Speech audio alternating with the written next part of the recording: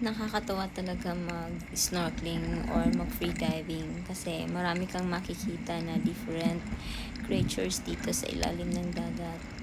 And may nakita kami dito guys na parang katapat niya sa lupa is makahiya. Ayan, nasa na yun? Yan. Hindi ko alam kung ito yung tinatawag na aptasia. Kasi isa sa karakteristik niya yan. Pagka natitrigger siya or mahahawakan mo siya, bigla siyang magko-close, magtatago siya. Sana yung iba, ayan, tingnan nyo guys. Oh, di ba? Ang cute niya talagang tingnan. Marami niyan dito sa ilalim. Saka hindi lang niya na makikita mong maganda dito. Marami pa.